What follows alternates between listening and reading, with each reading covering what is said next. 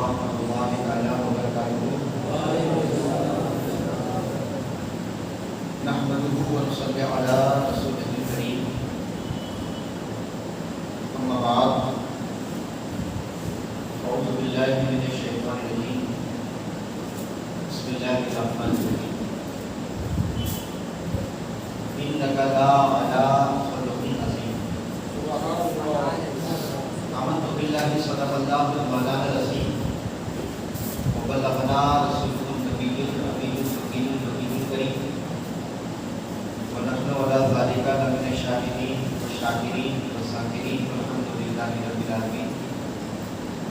إن الله وملائكته يصلون على النبي يا أيها الذين آمنوا صلوا عليه وسلموا تسليما. اللهم صل وسلم وبارك على سيدنا مولانا محمد معدن الجود والكرم وقليل والطيب وبارك وسلم. سبحان ربك رب العزة عما يصفون وسلام على المرسلين والحمد لله رب العالمين. لا إله إلا الله محمد رسول الله.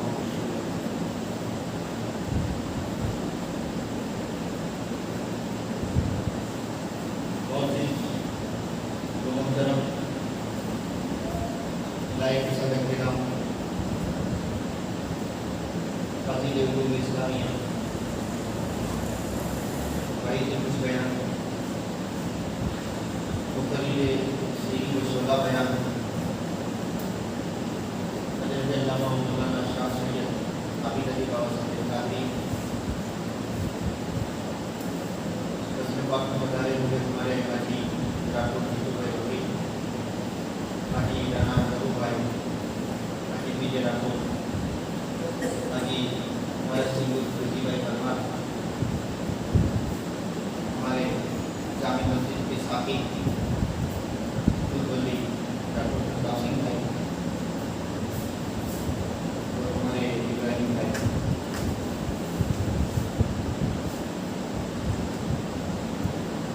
ایک مناسب بات اچانک مجھے یاد آ گئی.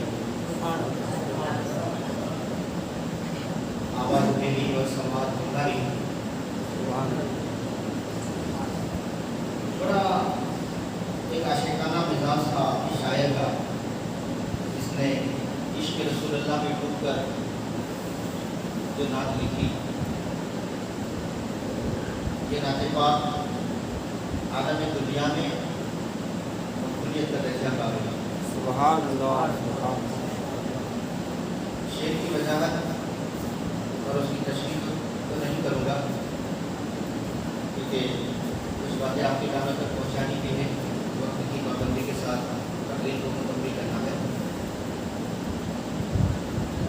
شاعر کا اپنا خیال اپنا وچار اپنی کلپنا دیکھیے. اس نظم کے بعد میں قلم بند کیے ہیں شعروں کو. لوگ مدینے کی تجلی سے لگائے ہوئے ہیں. لوگ مدینے کی تجلی سے لگائے ہوئے ہیں. دل کو ہمت لائے انوار بنائے ہوئے ہیں. سبحان اللہ سبحان اللہ. ہمت لائے انوار بنائے ہوئے ہیں. گشتیاں اپنی گشتیاں اپنی کنارے سے لگائے ہوئے ہیں. ارے کیا وہ ڈوبے جو سبحان اللہ ہوئے ہیں. کیا وہ ڈوبے سبحان اللہ سبحان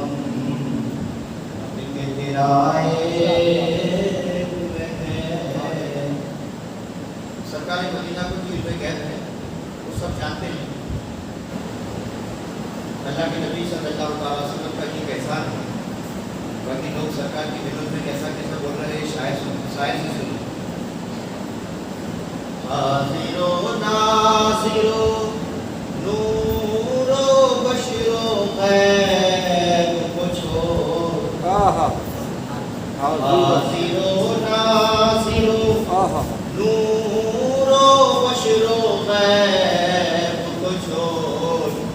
अरे शुक्र कर वो तेरे हाय हाय वाह शुक्र कर वो तेरे है वो कुछ पाए हुए हैं। और जब दीवाना इस दुनिया से इंतकाल करवा जाता है और ये हदीस पाक भी है कि कल क़यामत के दिन सबको कब्रों से उठाया जाएगा। हमारा ईमान मरने पर भी है और हमारा ईमान मरने के बाद जिंदा होने पर भी है। ये दोनों पर हमारा ईमान है। मगर आशिकों का ख्याल देखिए, आशिक कैसे रसूल अल्लाह के दीवाने क्या जवाब देते हैं कब्र के बाद, कब्र से निकलने के वक्त। कब्र की नींद से उठना कोई आसान न था। सामने के नाम मोमिन बनकर आप करेंगे। अल्लाह के नबी सल्लल्लाहु अलैहि वसल्लम फरमाते हैं कि जब तीसरा सवाल होगा, क्या कहता है तू इस मर्द के बारे में, माँ कुन्तु तक़ूलु फ़ी हक़्क़ि हाज़ा रजुल, इस मर्द के बारे में तेरा क्या ख्याल है। जब वो जवाब दे देंगे, मरहूम जवाब दे देता या मरहूम जवाब दे देगा तो ऐसी आवाज आएगी, नौ मतिकल उरूस, सुभान अल्लाह, सो जा ऐसे जैसे दुल्हन सोती है। शानदार आपने जवाब दे दिया तो आपको ये कहा जाएगा सो जा जैसे दुल्हन सोती। अल्लाह के नबी फरमाते हैं कि कल क़यामत के दिन मुर्दे को कब्र से उठाया जाएगा तो ये कहेगा, अरे मैं तो अभी अभी सोया था, ये कैसे उठ गया। हजारों साल गुजर जाएंगे मगर मरने वाला सच्चा मोमिन है तो यूं कहेगा मैं अभी ही सोया था और मुझे अभी अभी किसी ने जगाया। क्या कहते हैं शायद, कब्र की नींद से उठना कोई आसान न था। अरे हम तो महशर में उन्हें देखने आए हुए हैं। हम तो महशर में उन्हें देखने आए हुए हैं। लो मदीने की तजल्ली से लगाए हुए हैं। गुनहगार है मगर आप नबी के दीवाने हैं तो इस शेर पर मेरा भी ईमान है, इंशाअल्लाह आपका भी ईमान होगा। चिंता करने की कोई बात नहीं है। कोई शायर कहता है, क्यों न पलड़ा तेरे आमाल का भारी हो नसीब, क्यों न पलड़ा तेरे आमाल का भारी हो नसीब। अब तो मीज़ान पर अब तो मीज़ान पर सरकार भी आए हुए हैं। अब तो मीज़ान पर सरकार भी आए हुए हैं। लो मदीने की तजल्ली से लगाए हुए हैं। बरकत रिसालत वाले रिसालत में इश्क मोहब्बत के साथ आवाज़ बंद दुरूद पाक का नज़राना पेश करें। अल्लाहुम्मा सल्ली व सल्लिम व बारिक अला सय्यिदिना मौलाना मुहम्मद तय्यिबुल क़ुलूब व दवाइहा व आफियतिल अब्दान व शिफाइहा व नूरिल अब्सार व ज़ियाइहा व आलिहि व अस्हाबिही दाइमन अबदा। सामने किराम, इंसान की जिंदगी में सबसे अहम अगर कोई रोल है तो वो है अखलाक।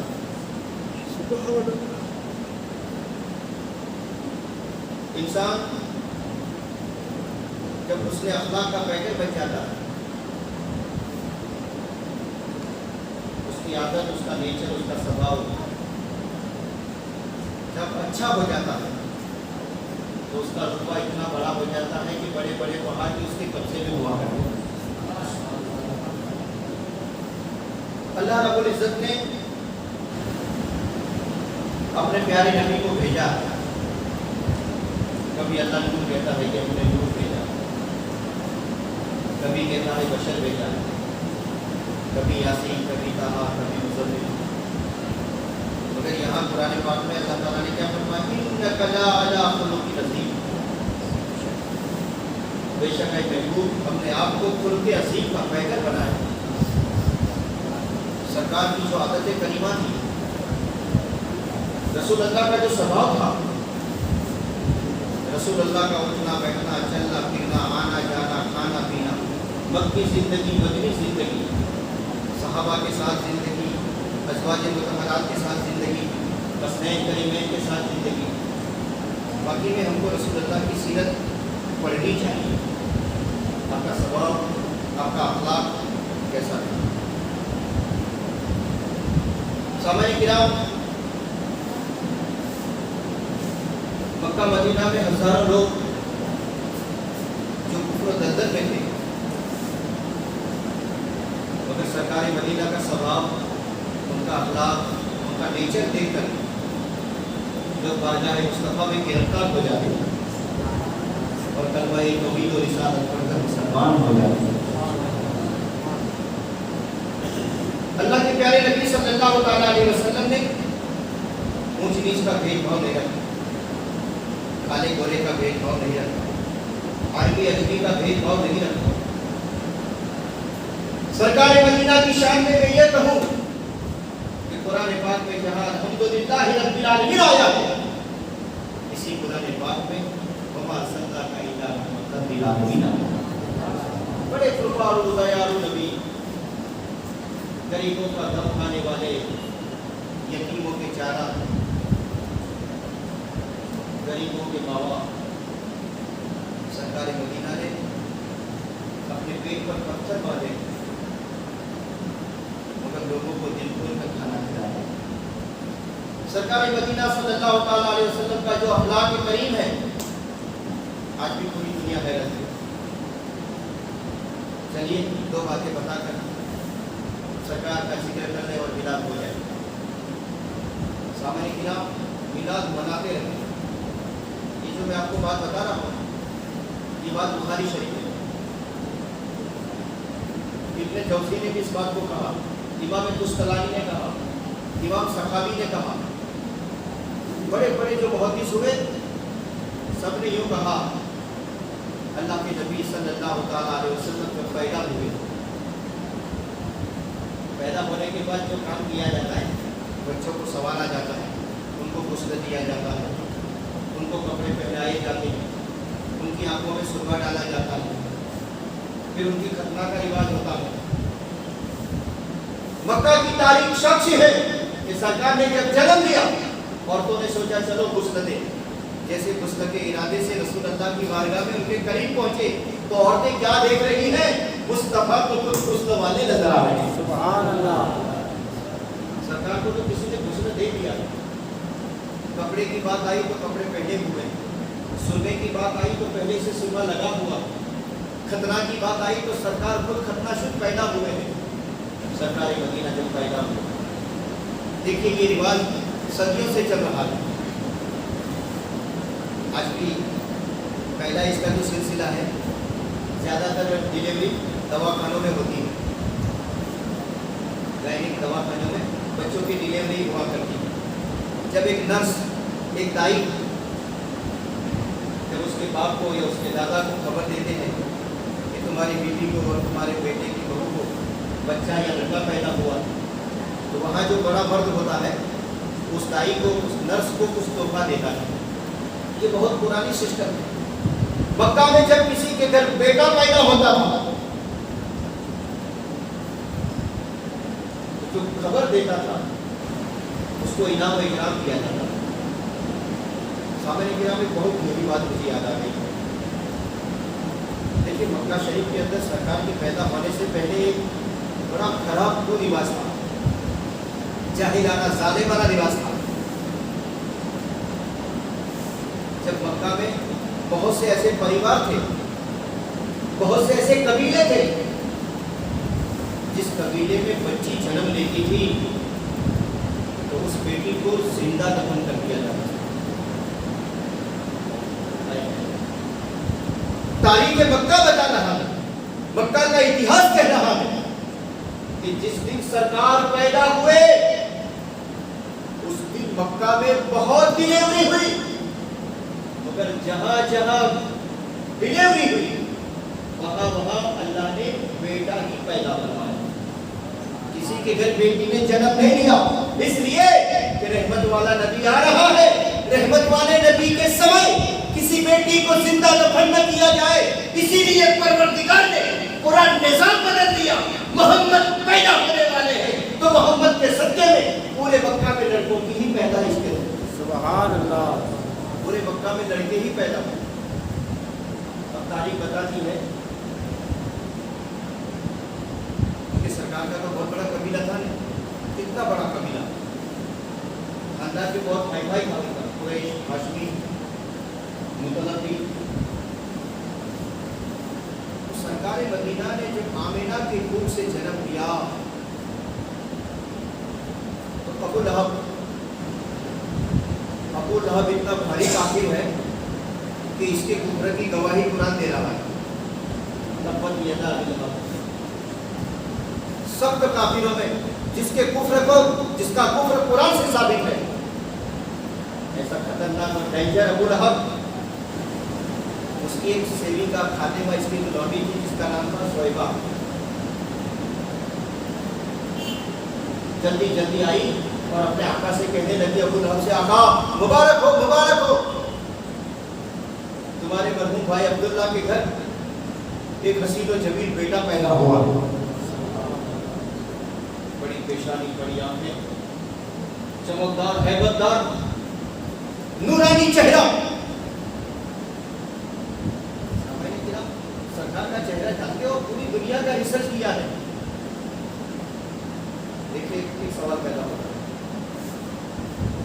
آپ نے حضرت حسان کا وہ شعر پڑھا ہوگا، رسول اللہ کے زمانے کے نام پاتے،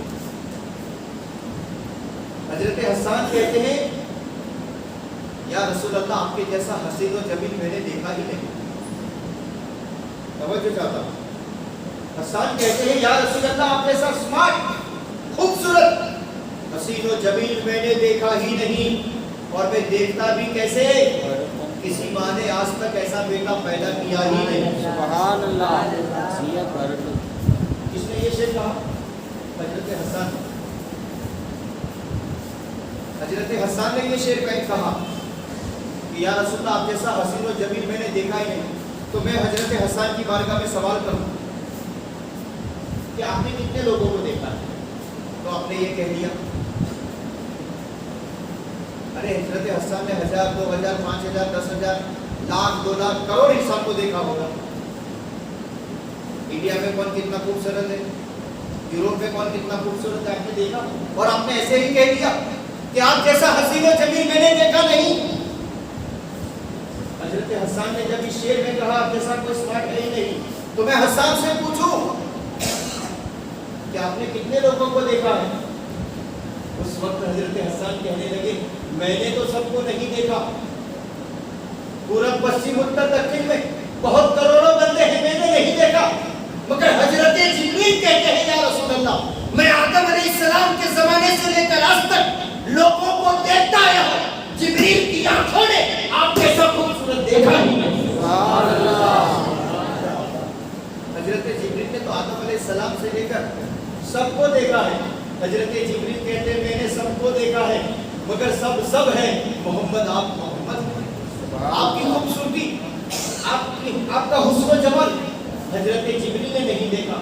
تو جب شعیبہ نے ابو لہب کو یہ پیغام دیا کہ آپ کے گھر بھتیجا پیدا ہوا ہے، لڑکا پیدا ہوا ہے، ابو لہب خوش ہو گیا، راضی ہو گیا، واہ واہ، تم نے میرے گھر کا ایک میسج دیا، میرے گھر میں ایک لڑکا پیدا ہوا، میرے گھر میں ایک مرد پیدا ہوا، کیونکہ لڑکے کی پیدائش پر بہت خوشیاں مناتے تھے۔ ابو لہب نے اشارہ کیا، اگر میرے گھر لڑکا پیدا ہوا ہے، عبداللہ کے گھر اور آمینہ کی کوکھ سے اگر بچہ پیدا ہوا ہے، تو اس کی خوشی میں اس بچے کی خوشی میں میں تجھے آزاد کرتا ہوں. دیکھو امام بخاری نے اس حدیث کو لکھا ہے. جتنے میں نے محدثوں کے نام لکھے سب نے اپنی اپنی حدیثوں میں یہ بات لکھی ہے. امام بخاری لکھتے ہیں ابو لہب نے اشارہ کر دیا جا میں نے تجھے آزاد کر دیا, میں نے تجھے بھتیجے کی خوشی میں آزاد کر دیا. ابن عباس فرماتے ہیں کہ سال کے بعد ابو لہب کو یعنی مرنے کے بعد 1 سال کے بعد لوگوں نے اس کی قبر کے حالات دیکھے اور پوچھا گیا ابو لہب تیرے ساتھ قبر میں کیسا ویوہار ہوا, تیرے ساتھ کیا سلوک ہو رہا ہے, تیرے ساتھ کیسا ویوہار ہو رہا ہے. تو ابو لہب قبر میں جواب دیتا ہے پورا ہفتہ مجھ پر عذاب ہوتا ہے, مگر جب پیر کا دن آتا ہے, سبحان اللہ, سوموار کا دن آتا ہے, تو مجھے میرے عذاب پر تخفیف کر دی جاتی ہے. اور جس انگلی سے میں نے محمد کے پیدا ہونے پر اپنی باندھی کو آزاد کیا تھا, اس انگلی سے مجھے پانی دیا جا رہا ہے, مجھے پانی دیا جا رہا ہے.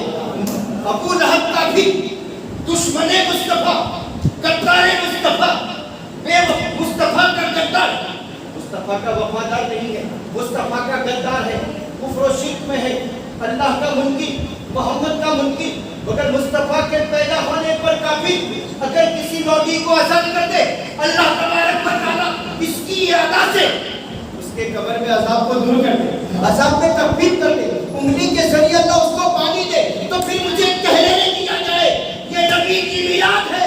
اس میلاد سے کافی بھی پھینک پاتے ہیں. جب مومنوں کا عالم کیا ہوگا, دیوانوں کا عالم کیا ہوگا جو مصطفیٰ کی محبت میں, مصطفیٰ کی محبت میں سینہ مدینہ بنا کر مصطفیٰ کا میلاد منا رہے ہیں. سامعین کرام, یہ میلاد آپ مناتے رہیں, ہو سکتا ہے آپ کو یہاں کچھ ملے یا نہ ملے. میرا ایمان کہتا ہے میلادیوں کو اللہ یہاں بھی دے گا, قبر میں بھی دے گا, کل میدان محشر میں بھی دے گا. ایک آخری بات کہہ کر آیت پاک پڑھی ہے. اللہ کے نبی صلی اللہ علیہ وسلم کا اخلاق بہت پیارا تھا. اللہ کے نبی صلی اللہ علیہ وسلم بچوں کے ساتھ شفقت, بڑوں کی عزت. دیکھیے یہ جو میں بات آپ تک پہنچا رہا ہوں یہ غالباً 100-150 سال پرانی بات ہے, مگر اس بات کا تعلق اور کنیکشن حدیث پاک سے ہے 100 سال پرانی بات ہے, مگر کنیکشن سیدھا مصطفیٰ جان رحمت کی حدیث سے. کسی یوروپی کوئی انگریز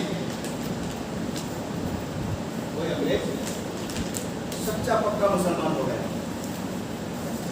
اسی لیے میں پنجاب کے مسلمانوں کو خصوصاً نوجوانیوں کو کہتا ہوں کہ رسول اللہ کی میلاد کی محبت میں آپ نے جھنڈیاں, قدرے, ڈیکوریشن تو بہت کر دیا, گھروں کو سجایا, محلوں کو سجایا. مصطفیٰ کی میلاد میں آپ نے گھروں کو سجایا, محلوں کو سجایا. مگر مجھے افسوس اس بات کا ہے جو میلاد مصطفیٰ کے موقع پر گھروں کو, محلوں کو سجاتے ہیں اور گاؤں کی مسجد کو ویران کر دیتے ہیں. انہیں کیا معلوم کہ اس مسجد میں پڑھی جانے والی نماز مصطفیٰ کی آنکھوں کی ٹھنڈک ہے. تو میلاد مصطفیٰ میں گھر اور محلوں کو سجانے والے مسجدوں کو بھی سجایا کریں, کیونکہ جس کی میلاد ہے یہی نماز اس میلاد والے کی آنکھوں کی ٹھنڈک ہے. ایک یوروپی تھا تو اسٹینڈرڈ مسلمان بن گئے, نماز مطلب دکھنے میں بھی مسلمان لگے, نیچر سے بھی ارکان الہی کا پابند, سچا پکا مومن مسلمان بن گیا. کسی نے پوچھا آپ تو انگریز ہیں, آپ عیسائی ہیں, آپ تو عیسیٰ علیہ السلام کے ماننے والے ہیں, آپ نے اسلام قبول کر لیا. ہاں میں نے اسلام کو قبول کر لیا, میں نے اسلام کو قبول کر لیا. تو کسی نے پوچھا کہ آپ نے اسلام قبول کرنے سے پہلے کیا پورا قرآن پڑھا, ایک آیت کا انواد, تفسیر اور سنی یا پڑھی؟ آپ نے گہرا ریسرچ کیا اسلام میں, اسلام کے لٹریچر کو آپ نے پڑھا, اسلام میں آپ نے خوب ڈیپ میں اس کی تعلیم حاصل کی, اس اس کے بعد آپ مسلمان ہو؟ بولے نہ میں نے ڈگری میں تعلیم حاصل کی ہے، نہ پورا قرآن پڑھا ہوں، میں نے صرف ایک بات سنی ہے، اس بات کو سن کر میں مسلمان ہو گیا ہوں۔ انگریز کہتا ہے وہ ڈگری میں نہیں گیا ہوں، بہت محنت نہیں کی ہے، خالی ایک بات میں نے سنی تھی، اس بات پر میں مسلمان ہو گیا۔ سوال پوچھنے والا کہتا ہے محترم بتاؤ پھر وہ کون سی بات آپ نے سنی تھی جو بات آپ کے دل پر متاثر ہو گئی اور آپ کلمہ توحید و رسالت پڑھ کر مسلمان ہو گئے؟ تو وہ انگریز کہتا ہے میں نے ایک بات سنی تھی، ایک دن اللہ کے نبی صلی اللہ تعالیٰ علیہ وسلم صحابہ کی محفل میں بیٹھے ہوئے ہیں، صحابہ ادب کے ساتھ بیٹھے ہیں، راز و نیاز کی باتیں ہو رہی ہے، اگلے زمانے کی باتیں ہو رہی ہے، سرکار مدینہ کی مقدس زبان سے، نبوت اور رسالت کی زبان سے پیاری پیاری باتیں نکل رہی ہے۔ صحابہ غور سے دھیان سے متوجہ ہو کر سرکار کی باتوں کو سن رہے ہیں۔ اتنے میں ایک شخص محفل میں آیا، ادب کے ساتھ کھڑا ہو کر کہنے لگا یا رسول اللہ دعا کرو، میرا بیٹا صبح سے غائب ہو گیا، میرا بیٹا صبح سے گم ہو گیا ہے، بہت ڈھونڈا نہیں مل رہا ہے، آپ اللہ کے نبی ہیں، آپ دعا کریں گے میرا بیٹا مل جائے گا۔ اللہ کے نبی نے اس سوالی کی بات کو دھیان سے سنا، دھیان سے سننے کے بعد کہتے ہیں کہ جاؤ تم یہاں سے کھلا میدان میں چلے جاؤ، تمہارا بیٹا بچوں کے ساتھ وہیں کھیل رہا ہے۔ سبحان اللہ، میرے نبی کا نور، میرے نبی کا نور تو دیکھو، آنکھوں کا نور تو دیکھو۔ بیٹھے ہیں مصطفیٰ مسجد میں اور بیٹھے بیٹھے دیکھ رہے ہیں بچے کو میدان میں۔ بھلا میدان میں چلے جاؤ، تمہارا بیٹا بچوں کے ساتھ کھیل رہا ہے۔ جیسے اس صحابی نے سنا، اللہ کے رسول نے مجھے سرنامہ دیا، چلو میں اس جگہ پہنچوں اور میرے ڈانٹنے کو، میرے پیارے کو، میرے درد جگر کو میں لے کر آؤں۔ خوشی کی انتہا نہ رہی۔ جیسے سوال کرنے والے سرکار کی بارگاہ سے نکل رہے تھے، اللہ کے نبی نے فرمایا ٹھہرو ٹھہرو ٹھہرو، رک جاؤ۔ بولے ارشاد میرے آقا، کیا ارشاد کرنا چاہیے؟ بولے آپ بیٹے کو ڈھونڈنے کے لیے فلاں میدان میں جا رہے ہیں، وہاں چند دوسرے بچے بھی کھیل رہے ہیں، مگر جب تم کو تمہارا بیٹا نظر آئے، تمہارا بیٹا، تمہارا لڑکا نظر آئے تو اس کو بیٹا کہہ کر مت پکارنا، اس کو بیٹا کہہ کر مت پکارنا۔ بولے یا رسول اللہ وہ میرا بیٹا ہے، میں بیٹا نہ کہوں تو کیا کروں؟ کہا آج آپ اپنے بیٹے کو بیٹا مت کہنا، کیونکہ چند بچے کھیل رہے ہیں، ان چند بچوں میں کوئی بچہ بغیر باپ کا بھی ہوگا، اور جب تم بیٹا کہو گے تو اس یتیم بچے کو چوٹ لگے گی اور من ہی من میں سوچے گا کاش میرا باپ ہوتا تو مجھے بھی بیٹا کہہ کر پکارتا۔ آپ اپنے بیٹے کو بیٹا کہہ کر مت پکارتا، ہو سکتا ہے کوئی یتیم ہو۔ اس انگریز نے سنا کہ یہ وہ نبی ہے جن کو یتیم بچوں سے اتنا پیار ہے، یتیم بچوں سے اتنی محبت ہے کہ بیٹے کو بیٹا مت کہنا ورنہ یتیم کا دل دکھے گا۔ جب مجھے پتا چلا کہ محمد بن عبداللہ جس کا بیٹوں کے ساتھ ایسا ویوہار ہے، اس کا خدا کے ساتھ ویوہار کیسا ہوگا، صحابہ کے ساتھ ویوہار کیسا ہوگا، اپنوں کے ساتھ کیسا ویوہار ہوگا۔ میں نے ان کی یہ سیرت دیکھی، میں نے ان کا اخلاق دیکھا، میں نے مان لیا کہ جس کے اخلاق میں یہ چیز پائی جاتی ہے وہ اللہ کا نبی ہی ہو سکتا ہے۔